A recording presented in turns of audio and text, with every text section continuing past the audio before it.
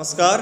आज हम बात करेंगे विधि के स्रोत के रूप में जो सबसे पुराना और पहला स्रोत है वो है रूढ़ी, उसके बारे में यानी कस्टम के बारे में।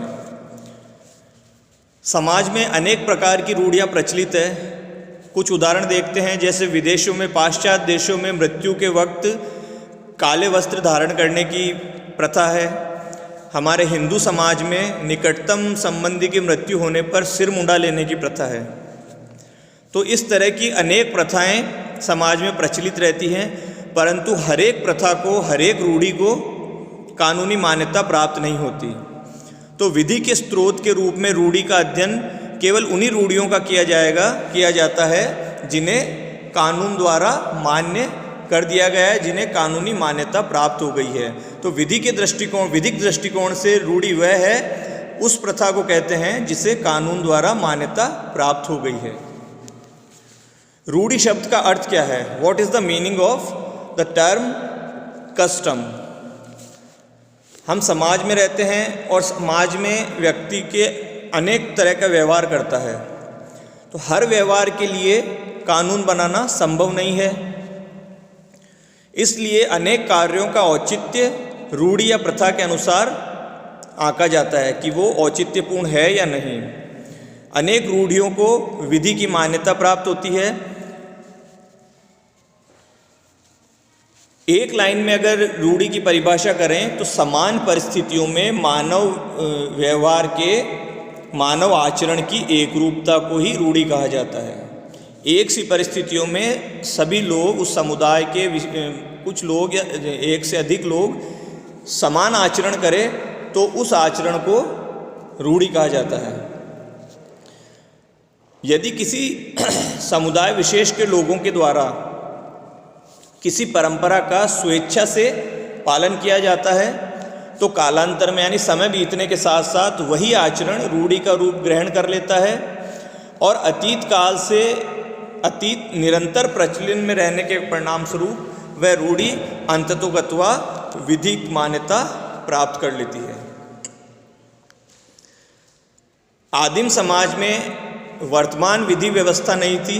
उस वक्त जो विधिक व्यवस्था थी वो थी रूढ़िगत विधि द्वारा जो संचालित होने वाली विधिक व्यवस्था थी। यानी आदिम समाज में शक्ति और संव्यवहारों का नियंत्रण, उनका रेगुलेशन, विनियमन रूढ़ियों के द्वारा ही होता था, जो स्वाभाविक रूप से प्रचलन में आ गई थी, स्वतः ही प्रचलन में आ गई थी। वर्तमान जैसे लेजिस्लेशन जैसी द्वारा विधि निर्माण की कोई व्यवस्था नहीं थी। इसलिए पीढ़ियों से जो प्रचलित परिपाटियां ही मानव क्रियाकलापों को अनुशासित करती थी। इन परिपाटियों को यानी परंपराओं को, ट्रेडिशंस को प्रथा या रूढ़ी कहा जाता है। रूढ़ी को विकसित करने में अनुकरण, इसका एक बहुत ज़्यादा महत्व रहा है, महत्वपूर्ण योगदान है। अनुकरण कैसा? अंधानुकरण न होकर तर्क पर आधारित हो। जैसे आदत, संवेदना या लोकमत की संतुष्टि आदि ऐसे कुछ तत्व हैं जो परिपाटियों को, परंपराओं को प्रथा या रूढ़ी के रूप में परिवर्तित करते हैं।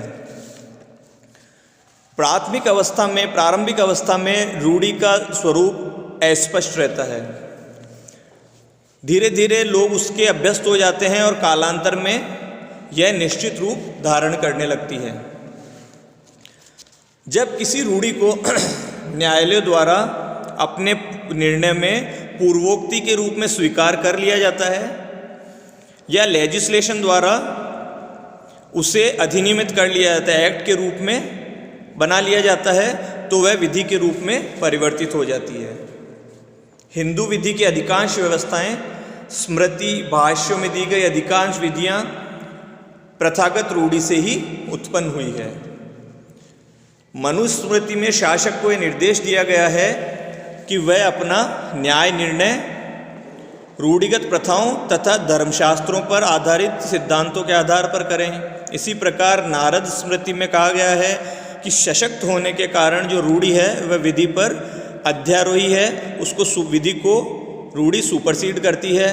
इसी प्रकार बृहस्पति ने रूढ़ी के महत्व को बताते हुए कहा है कि यदि किसी परिवार या जाति विशेष या समुदाय विशेष में जो परिपाटियां परंपराएं चलती रही हैं उनका अनुसरण नहीं किया जाता है तो लोगों में क्षोभ और असंतोष उत्पन्न हो जाता है।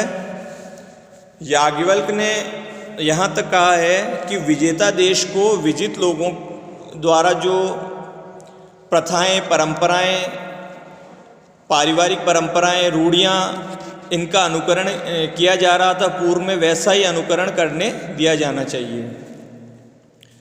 इसका एक अच्छा उदाहरण हम ब्रिटिश काल जो था भारत में, अंग्रेज़ों ने भारत पर राज्य किया, उसके उदाहरण से समझ सकते हैं। अंग्रेज़ों ने भारत में केवल आपराधिक कानूनों का निर्माण किया, जबकि हिंदुओं और मुस्लिमों और अन्य धर्मों के जो पर्सनल लॉ थे वो उनके पुरानी मान्यताओं, रूढ़ियों के आधार पर ही संचालित हो रहे थे। जैसे हिंदुओं और मुसलमानों में विवाह, उत्तराधिकार, तलाक, दाय, दत्तक, भरण पोषण, इन सब की जो मामले थे ऐसे, वो उनकी प्रथागत रूढ़ियों से ही संचालित हो रहे थे और अंग्रेज़ों ने इन मामलों में किसी प्रकार का हस्तक्षेप नहीं किया, क्योंकि अंग्रेज़ जानते थे कि किसी भी समुदाय को अपनी परंपराओं और परिपाटियों से विशेष लगाव होता है और अगर वो उनमें हस्तक्षेप करने का प्रयास करेंगे, हस्तक्षेप करेंगे तो विद्रोह की स्थिति उत्पन्न हो सकती है। इसी कारण से अंग्रेज़ों ने केवल आपराधिक कानूनों का निर्माण किया और बाकी जो वाद थे, बाकी जो मामले थे, वो उन्हें पर्सनल लॉज के अनुसार ही हिंदू और मुस्लिमों के संचालित होते रहे। इसी नीति के आधार पर अंग्रेज़ों ने काफ़ी समय तक भारत पर शासन किया। अब मनु कहते हैं कि प्राचीन भारत में रूढ़ि को विधि का स्रोत माने जाने की प्रक्रिया 4 चरणों में संपन्न हुई है। पहला चरण है ऋषि मुनियों द्वारा किए गए उद्गारों से, यानी जो ऋषि ने मंत्रों का जो सृजन किया था, मंत्र जो उच्चारित किए थे उनके द्वारा। दूसरा चरण था पीढ़ी दर पीढ़ी श्रुति के द्वारा, यानी एक पीढ़ी से दूसरी पीढ़ी द्वारा जो सुने गए थे, बोले गए थे साधु संतों की वाणियों द्वारा, जो उन्होंने एक से दूसरी पीढ़ी को उपदेश दिए थे। तीसरा स्मरणातीत काल से समाज में प्रचलित प्रथाओं या परंपराओं से। और चौथा ऐसे व्यवहार या आचरण से जो सार्वजनिक दृष्टि से उचित और साम्यक थे और सदाचार युक्त लोग उनका अनुसरण करते हैं। मनुस्मृति में यह भी उल्लेख है कि परंपरा यदि नैतिकता और विधिक मापदंडों पर खरी उतरती है, उचित मानी जाती है, तो कालांतर में वह रूढ़ि यानी कस्टम का रूप ग्रहण कर लेती है। इसलिए रूढ़ि का जो उद्भव है वह समाज द्वारा सहज रूप से ग्राह्य किए गए यानी स्वीकार किए गए औचित्यपूर्ण आचरण से प्रारंभ होता है, जो चिरकाल तक यानी काफ़ी समय से निरंतर प्रचलन में रहने के कारण रूढ़ि या प्रथा बन जाता है। विधि के स्रोत के रूप में रूढ़ि के महत्व को प्रिवी काउंसिल ने भी स्वीकार किया है और प्रिवी काउंसिल ने कलेक्टर ऑफ मथुरा बनाम मोतू रामलिंगा के वाद में यह अभिकथित किया है कि यदि कोई रूढ़ि स्पष्ट रूप से स्थापित है तो वह विधि के लिखित पाठ यानी एनेक्टेड जो एक्ट है उससे भी कहीं अधिक प्रभावकारी होती है। प्रिवी काउंसिल के इस निर्णय से रूढ़ि के विधि के स्रोत के रूप में रूढ़ि के महत्व को आसानी से समझा जा सकता है कि रूढ़ि का महत्व विधि के रूप में कितना अधिक है। जहाँ तक मुस्लिम विधि की बात है वहाँ रूढ़ियों को अधिक महत्व नहीं दिया गया है। फिर भी सुन्नी समुदाय के मुस्लिम जो हैं वो तलाक और दाय संबंधी विधि में परंपरागत रूढ़ियों के आधार पर उनकी व्याख्या करते हैं। इंग्लैंड का जो कॉमन लॉ है वह रूढ़ियों पर ही आधारित है। ब्रिटेन में कॉमन लॉ और सामान्य रूढ़ियाँ कस्टम्स प्राय एक दूसरे के पर्यायवाची माने जाते हैं। न्यायिक पूर्वोक्तियों को प्रथाओं के साक्ष्य के रूप में मान्यता प्रदान की गई थी, जिससे कॉमन लॉ की उत्पत्ति हुई। ब्लैकस्टोन और पोलक ने भी कॉमन लॉ को रूढ़िजन्य विधि पर आधारित माना है। एक प्रसिद्ध विधिवेत्ता हॉलैंड ने रूढ़ि के बारे में कहा है, उनके अनुसार आदिम समुदायों में जो है मानवीय व्यवहार परिपाटियों यानी परंपराओं द्वारा संचालित होते से जो प्राकृतिक रूप से उत्पन्न हो जाया करती थी और जिन्हें बाद में लोगों द्वारा अपना लिया जाता था। हॉलैंड आगे कहते हैं कि समाज में प्रथाओं की उत्पत्ति का कारण यह है कि यदि किसी कार्य को करने के लिए मनुष्य के संबंध में दो विकल्प होते हैं तो वह अपेक्षाकृत सुविधाजनक विकल्प को ही अपनाने की चेष्टा करता है, प्रयास करता है, या फिर कभी कभी दो समान विकल्पों में से अकस्मात ही एक को अपना लेता है। इस प्रकार किसी कार्य को करना या तो मनुष्य की स्वेच्छा पर निर्भर करता है या दूसरे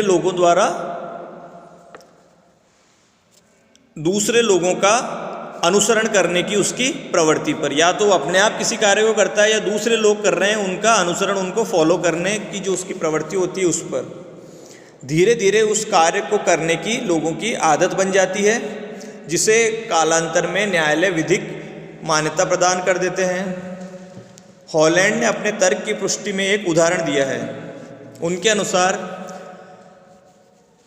कोई व्यक्ति मुख्य मार्ग से जाने की बजाय किसी नज़दीकी रास्ते यानी पगडंडी का अनुसरण करता है, पगडंडी से जाना चुनता है, तो हो सकता है कि ऐसा या तो वह अपनी सुविधा की दृष्टि से करे, यानी वो उसके लिए सुविधाजनक हो, शॉर्टकट हो, या फिर उसके मन में एकाएक ही विचार आ गया हो कि मैं मुख्य सड़क से ना जाकर इस छोटे रास्ते से, कच्चे रास्ते से चला जाऊं।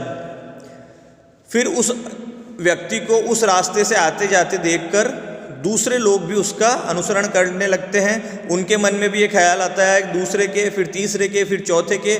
ऐसा करते करते अनेक लोग उस मार्ग का अनुसरण करने लग जाते हैं, उस शॉर्टकट का। इस प्रकार एक दूसरे को उस रास्ते से आते जाते देखकर लोगों ने उस रास्ते को पगडंडी के रूप में अपना लेते हैं। रूढ़ियों का प्रचलन भी ठीक इसी प्रकार होता है।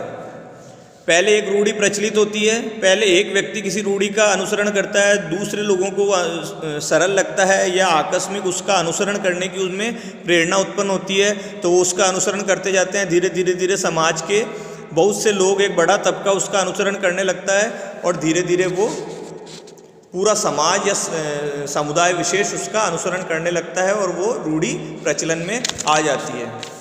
तो इस प्रकार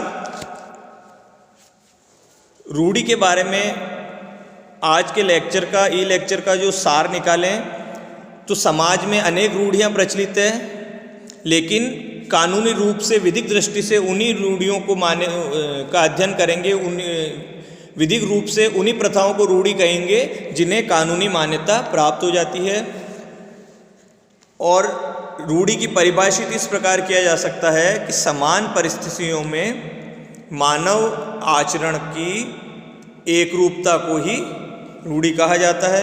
यदि किसी समाज विशेष द्वारा किसी परंपरा का स्वेच्छा से पालन किया जाता है तो कालांतर में वही आचरण रूढ़ी का रूप ले लेता है और काफ़ी समय से प्रचलन में होने के कारण और उसमें कोई बाधा ना होने के कारण है, निरंतर प्रचलन में रहने के कारण वह विधि का रूप धारण कर लेती है। आज के लिए इतना ही। धन्यवाद। जय हिंद।